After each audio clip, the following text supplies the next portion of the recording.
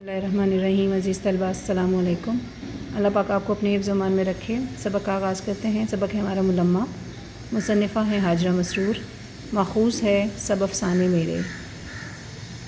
इस सबक के अंदर मुसन्निफ़ा ने मुलम्मा की हकीकत को बयान किया है कि झूठ झूठ होता है और हमेशा जब मुलम्मा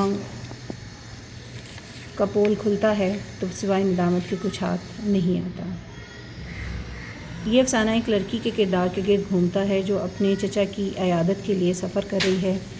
मुसन्निफ़ा ने सफ़र के दौरान पेश आने वाले वाक़यात को बहुत खूबसूरत और माहिराना अंदाज़ में बयान किया है। अब ये अपनी सबक का आगाज़ करते हैं। कुली ने अंदर आकर यहाँ से लड़की ने एक तनकीदी निगाह सूखी मुंडी बुढ़िया पर डाली और फिर दिल ही दिल में इस खुश्क साथ पर अफसोस करने लगी। तनकीदी निगाह, चुपती हुई निगाह, जायज़ा लेती हुई नज़र।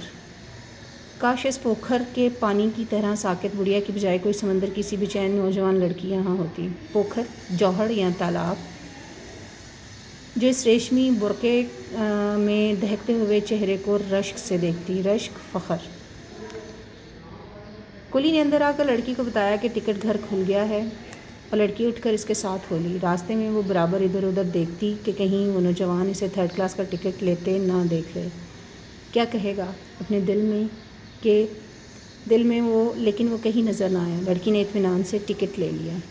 अब इन दोनों पैराग्राफ के अंदर मुसन्निफ़ा ने लड़की के उन जज्बात की अक्कासी की है जो हर एक नॉर्मल इंसान के अंदर होते हैं कि वो ये चाह रही थी कि कोई उसके हुलिये की तारीफ़ करे, उसकी चीज़ों को सराहे, उस पर एक नज़र डाले तो देखता ही रह जाए। लेकिन वेटिंग रूम में उसे बुढ़िया का साथ मिला जिससे उसकी जज्बात पर रौस पड़ी और उसे अफसोस हुआ कि काश इस बुढ़िया की जगह कोई नौजवान लड़की होती तो वो यकीनन उसको रश की निगाह से देखती।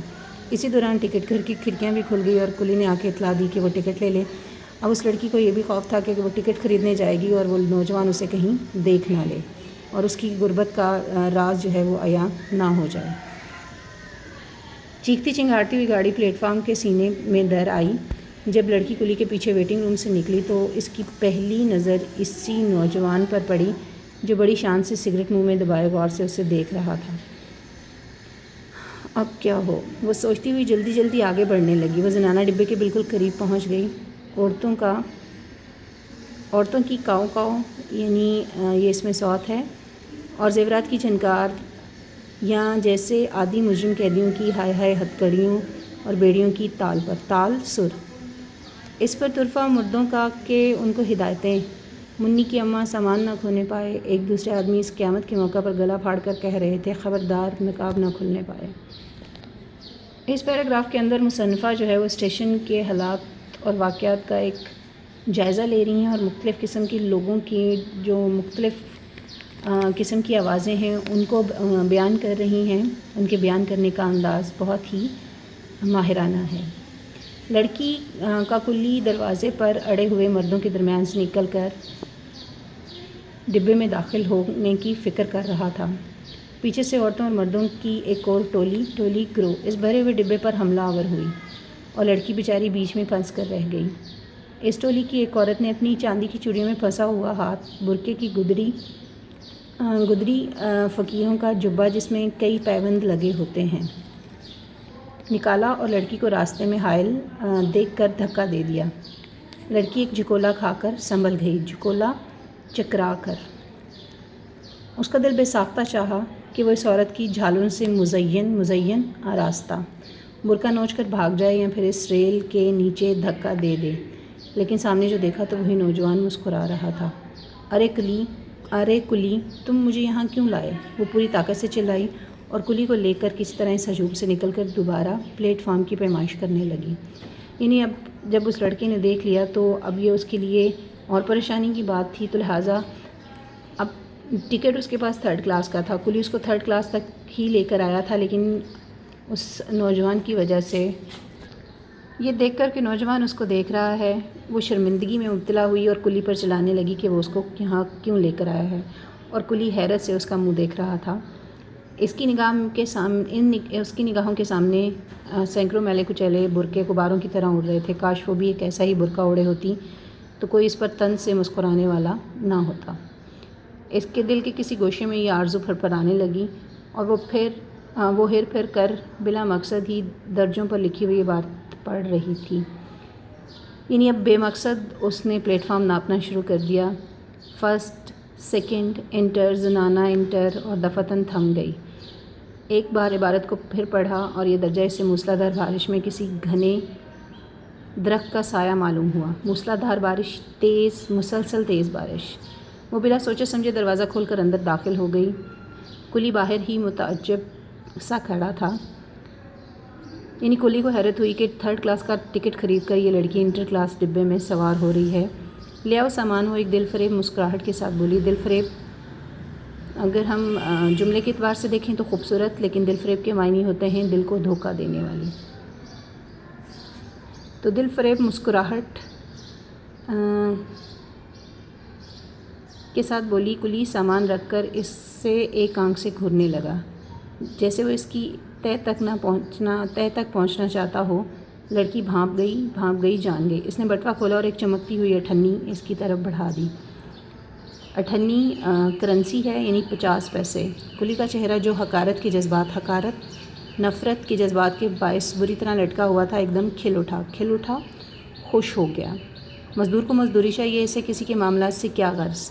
اس نے اٹھنی کو مل کر دیکھا جیسے وہ یقین کرنا چاہتا ہو کہ واقعی اس ہلکے پھلکے اسباب کی اٹھوائی 8 آنے بھی ہو سکتی ہے.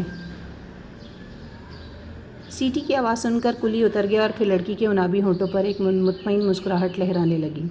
عنابی، سرخ. وہ دروازے سے لگ کر کھڑی ہو گئی. اس نے دیکھا کہ نوجوان اوور کوٹ کی جیبوں میں ہاتھ ٹھونسے کھڑا اسے میٹھی میٹھی نظروں سے تاک رہا ہے. گاڑی کو جنبش ہوئی اور وہ دوڑ کر آگے چلا گیا. اسٹیشن کی دکانیں، خوانچے اور کلی اس کی نظروں سے بھاگ رہے تھے. وہ دیر تک کھڑکی کھڑی اسٹیشن کی بتیوں کو جو اب اندھیری رات میں جگنو کی طرح چمک رہی تھی گھور رہی تھی. آخر گھپ اندھیرے میں اس کی نظریں ٹھوکریں کھانے لگی. گھپ اندھیرا، بہت زیادہ اندھیرا. اب وہ اپنے ڈبے کی طرف متوجہ ہوئی. 2 سیٹوں پر 2 عورتیں رنگین لحافوں میں لپٹی ہوئی تھیں اور ان کے ارد گرد بھاری بکس اور بڑی بڑی پوٹلیاں اس طرح پھیلی ہوئی تھیں کہ کسی کے بیٹھنے کی جگہ ہی نہ تھی. تیسری سیٹ پر کونے میں ایک عورت بالکل دبلی پتلی بیٹھی اپنے بچے کو دودھ پلا رہی تھی. اس کے قریب ایک دوسرا بچہ جو زیادہ سے زیادہ 2 سال کا ہوگا بیٹھا منمنا رہا تھا.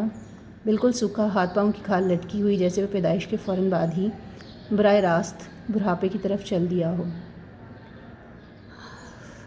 ڈبے پر عجیب اضمحلال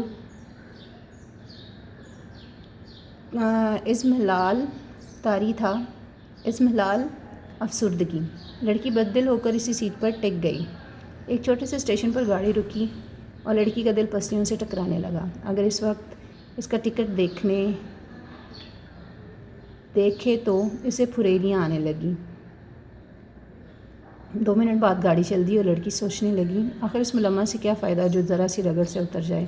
دنیا میں امیر غریب سبھی تو ہیں، بھلا ایک قیمتی اوور کوٹ والے نوجوان سے اس قدر متاثر ہونے کی کیا وجہ ہے. آسمان پر صبح کی روشنی رینگتی جا رہی تھی اور تارے سہمے اور کانپ رہے تھے. گاڑی کسی اور اسٹیشن پر رکی. لڑکی نے دروازے سے سر نکال کر اسٹیشن کا نام پڑھا اور اب اس کی منزل مقصود قریب تھی. یعنی یہاں پر مصنفہ نے بڑے اچھے الفاظ میں لڑکی کے اس جذبات کی عکاسی کی ہے کہ جو وہ اس کے اندر پیدا ہوئے کہ آخر اس دکھاوے کا کیا فائدہ ہے. دنیا میں ہر طرح کے لوگ ہوتے ہیں، پھر دکھاوا کرنے کا کیا فائدہ. آخر دھوکہ کتنی دیر. یعنی جب اصل رنگ سامنے آتا ہے تو وہ پھر انسان کے لیے وہ صورتحال جو ہوتی ہے وہ ایک عجیب جو ہے وہ پریشانی کی صورتحال بن جاتی ہے جس میں انسان کو سوائے ندامت اور شرمندگی کچھ ہاتھ نہیں آتا. کیونکہ اگر انسان اپنے آپ میں رہتا ہے، اپنے اصل میں رہتا ہے تو عزت پاتا ہے، لیکن اگر وہ دکھاوا کرتا ہے تو آخر کار اسے پچھتانا پڑتا ہے، کیونکہ جھوٹ کتنا ہی دل فریب کیوں نہ ہو آخر جھوٹ ہوتا ہے. عزیز طلباء، آج کا سبق یہاں تک پڑھے گئے سبق میں سے کچھ مشکل الفاظ کا جائزہ اس صفحے پر موجود ہے جو آپ کو سبق کے مختلف حصوں کو سمجھنے میں مدد دے گا. کل انشاءاللہ نئے سبق کے ساتھ پھر حاضر ہوں گے. تب تک اپنا بہت خیال رکھیے گا. اللہ حافظ.